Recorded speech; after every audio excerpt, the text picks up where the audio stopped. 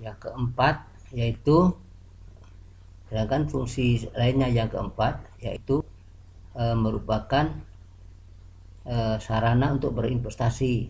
Ya. Di sini bank juga mendapat fungsi sebagai sarana investasi melalui jasa-jasa reksadana, produk investasi yang ditawarkan bank sendiri seperti derivatif, emas, mata uang asing, saham, dan lain sebagainya. Nah, di sini fungsi bank sebagai perantara di dalam untuk menyalurkan modal, ya, sebagai pelaksana daripada saluran modal. Misalkan perusahaan menawarkan modalnya dalam bentuk saham, itu tawaran pertamanya dilakukan oleh bank, pengisian formulir oleh bank.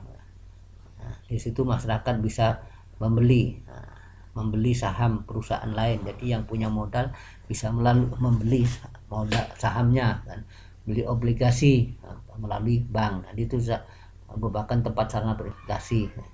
Kalau orang mau beli saham langsung ke perusahaan, itu pasti tidak akan bisa. Untuk pembelian saham dan obligasi pertama itu dilakukan pada bank. Nah, untuk selanjutnya baru pelaksanaan transaksi pasar kedua itu melalui pasar modal. Tapi yang paling pertama pada waktu pembelian saham untuk perusahaan yang pertama kali itu pasti melalui bank. Ordernya melalui bank, tidak bisa langsung ke perusahaan itu. Jadi kalau kita mau beli saham, kemudian sebagai tempat penyimpanan barang, ya, barang-barang berharga. Nah, ini biasanya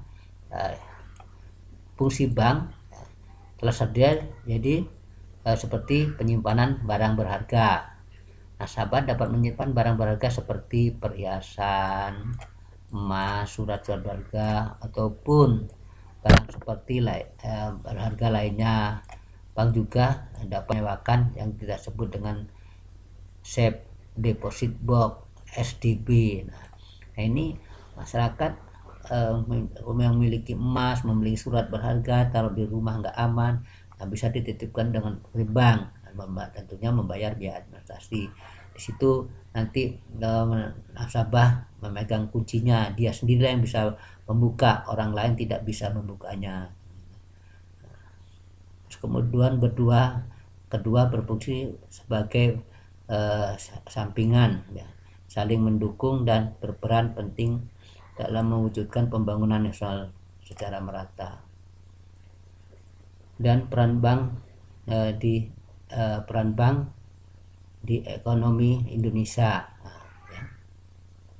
peran bank ekonomi Indonesia. Nah, di sini dia mempunyai peran, ya, di masa ekonomi. Mengapa bank penting dalam ekonomi suatu negara? Jika Anda belum mengetahuinya, bank merupakan sarana pemerintah, ya, sarana pemerintah untuk menjaga kestabilan ekonomi moneter dan keuangan negara melalui regulasi bank sentral, ya, dalam di Indonesia adalah Bank Indonesia.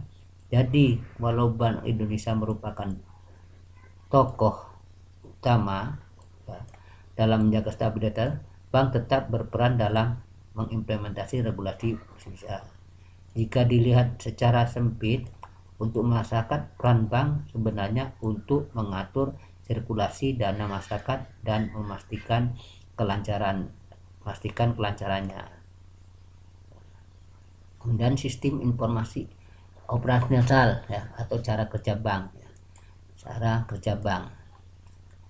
Di sini setelah mengetahui tugas, ya, dan fungsi utama bank, yaitu menghimpun dan menyalurkan dana, mungkin Anda masih akan bertanya, bagaimana sistem operasional suatu atau cara bank, ya. Jika bank hanya menghimpun dana, ya, dan menyalurkan dana, bagi bank dapat mendapatkan keuntungan. Dan bagaimana bank bisa tetap bertahan untuk membayar gaji karyawannya? Ini gimana bisa terbuat? Nah, sistem operasional bank, ya, sistem operasional bank itu dimulai dari tabungan, ya, kemudian mengambil uang yang dihimpun, ya, kemudian mengambil keuntungan, kemudian memberikan sebagian keuntungan tersebut dalam bentuk jasa kepada nasabah. Keuntungan bank tersebut diperoleh dari menginvestasikan dana tabungan tersebut ke investasi dengan jasa lebih tinggi. Bank juga mendapat meminjamkan ke nasabah yang membutuhkan dana. Nah, tadi perolehan dana tadi kan transaksi lainnya dan sebagainya, perolehan pendapatan. Sebagai contoh, sebuah bank memiliki dana tabungan, ya, dengan memberikan jasa 3%, ya. Lalu nasabah yang menyimpan tersebut, ya, misalkan sebesar 1 juta. Nah, kemudian bank mengambil uang tersebut, ya, atau menyalurkan dana itu, kemudian menggunakan uang tersebut untuk diinvestasikan di treasury, ya, bond, sekuritas pemerintah dengan bunga jasa misalnya 7%, atau bank akan meminjamkan uang tersebut kepada nasabah yang lain, ya, yang membutuhkan dengan balas jasanya 9%, maka keuntungan yang diterima bank adalah 6%, sedangkan nasabah tabungan menerima 3%. Nah, sekarang apa saja jenis-jenis bank? Ya, kemarin sudah Bapak jelaskan, di Indonesia itu ada bank umum, ya, bank sentral, bank berkreditan. Nah, sedangkan bank syariah sendiri ini adalah merupakan bagian dari bank umum dan BPR, karena di syariah ini tetap ada umum, ya, ada BPR, ya.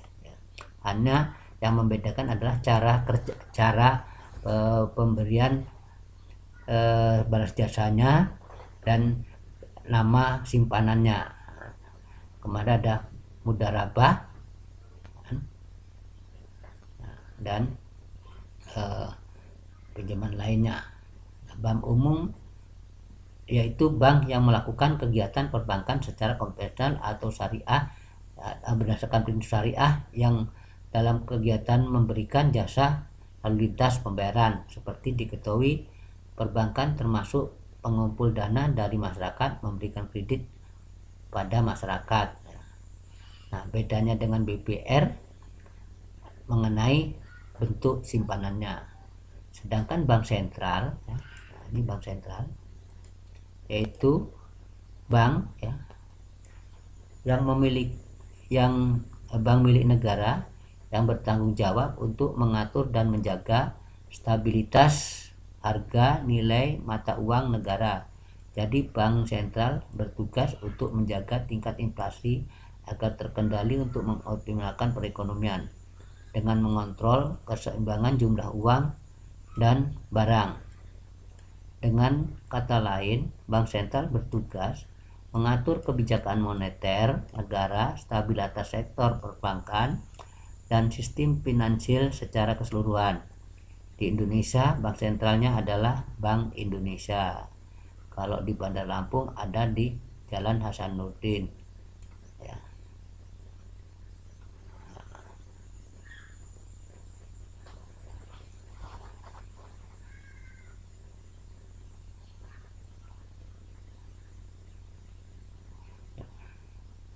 Kemudian BPR, bank yang melakukan kegiatan perbankan secara konvensional atau berdasarkan prinsip syariah, tetapi kegiatannya tidak memberikan jasa dalam lalu lintas pembayaran. Jadi yang membedakan, dia tidak bisa melakukan lalu lintas pembayaran karena apa? Dia tidak menerima dalam bentuk giro. Nah, giro itu bisa menciptakan lalu lintas pembayaran.